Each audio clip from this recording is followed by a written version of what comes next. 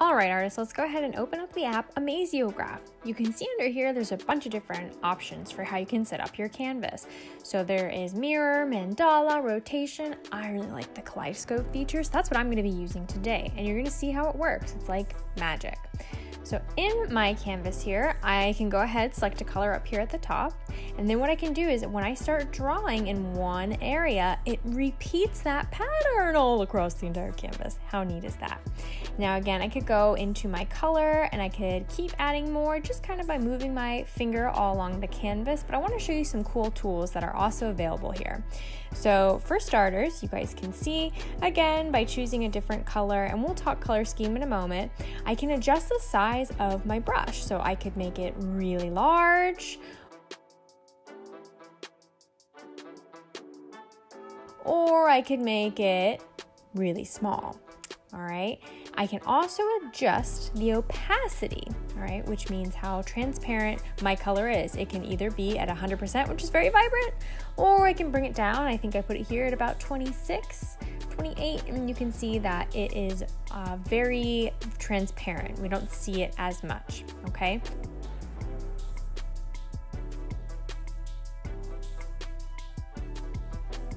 You can also choose to get away from your brush and go to your paint bucket tool, where you can actually fill in certain areas with a color. Now let's talk color scheme. If you're having trouble picking your colors, think about some color families. For instance, I started off by using the primary colors, red, yellow, and blue. Now you could think about the secondary colors, or perhaps you want to think about what colors are complementary to each other. Remember, that means across from each other on the color wheel. You could also think about doing analogous colors, which are colors that are beside each other on the color wheel.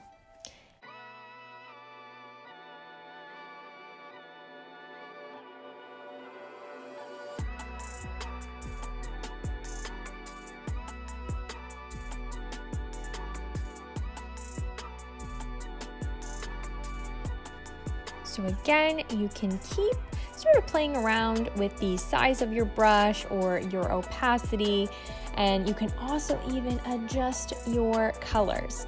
Click on one of the colors that is already there and adjust it.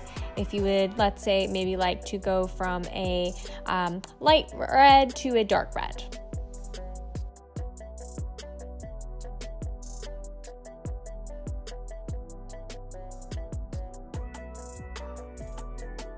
So in order to create a color that maybe you don't necessarily see here, you can go down to the bottom where you have a little white spot, and you can create your color from there by adjusting the toggles. Also, go into the layers panel right up here at the top where it looks like you have 3 pieces of paper stacked, and you can actually add on a second layer where you can keep adding additional designs and colors.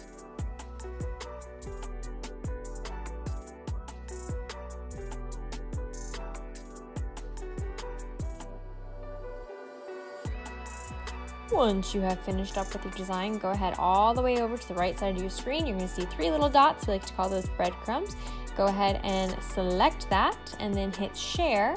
And that way you can go ahead and hit save image to save it to your camera roll. Okay, now let's talk about taking photos. Now let's talk about taking your photo. So remember when we looked at Kehinde Wiley's subjects, which are the people that were inside of his paintings, and many of them were sort of showing us things like power or success, right? So we want to try and embody that. You can see here, I have a pose where I'm standing up nice and straight. I have my hands on my hips and I'm kind of looking off in the distance. Perhaps you could think of a way to make yourself look like you're thinking, or that you are embodying strength, right? Think about what kind of pose for your photo here you could do to show that you are strong and powerful. And then once you have that photo, you're going to go ahead and open up PixArt. And on PixArt, what I want you to go ahead and do is go over to the FX. All right, and when you hit FX down at the bottom, scroll over to where it says magic and click on those filters. Now you can go through and you can sort of start to play around and see, which filters do I like that on my photo of myself. We definitely want to make sure that we don't do a filter that totally distorts our face, which is why once you find one that you like, you can actually click right onto it where it has those 3 lines on top of each other, and you can do what we call toggling, all right, around with the different presets. So you can go on there and, instead of having it at 100%, maybe bring it down a little bit so that, okay, something like that. I kind of like how I look. Now, guess what? You can go ahead and actually apply more than one filter. But make sure, all right, that you hit apply to each filter that you decide to add. Again, make sure that you can still make out that it is you and it is your face. Maybe you're, though, making yourself look a little bit more like a painting, like Kehinde Wiley did. So you'll hit apply, and then what I want you to do is go ahead and hit next, and then you're going to hit photos, so you save it to your camera roll. Okay, as soon as you have your background and you have your photo of yourself with a filter, go ahead and open up the app Juxtaposer. Now, you're going to hit the background, and you're going to go ahead and load in a photo, and that's going to be the photo of your background. Okay, then what I want you to go ahead and do is I want you to go to the top image, and I want you to load a photo of yourself. Okay, you see how it looks right there? Now go ahead and hit use these images. Okay, so now when it gets onto your canvas, you can see here, up here at the top, we have our little toggle button. That's the arrows that cross over each other, and then also a magnifying glass, and that's how we can change our view. So I'm gonna go ahead and zoom out a little bit, and then I'm gonna take my little toggle button, and I'm gonna make my photo almost as big, all right, as my canvas. I can go ahead and adjust the size later, but I'm gonna do that right now. Okay, great. Then what I'm going to do is I'm going to go to the 3rd tool in the middle of my little toolbar up at the top, and that's my eraser tool. Now I can actually go all the way over to the right, and I can select the brush tool to decide on the size of my eraser tool. When I'm going through and I'm getting rid of big areas, I can make my brush larger. So for instance, I can go ahead and get rid of the big areas of my background, but then as I start to go in and erase the parts of my background that are closest to me, I'm going to use my smaller eraser brush so that I can go in and get rid of those very close to my details without accidentally erasing parts of my body, right? So I'm gonna now go all the way around, and I'm gonna go ahead and remove any parts of my background of my photo so that the only background I see is going to be my design that I created.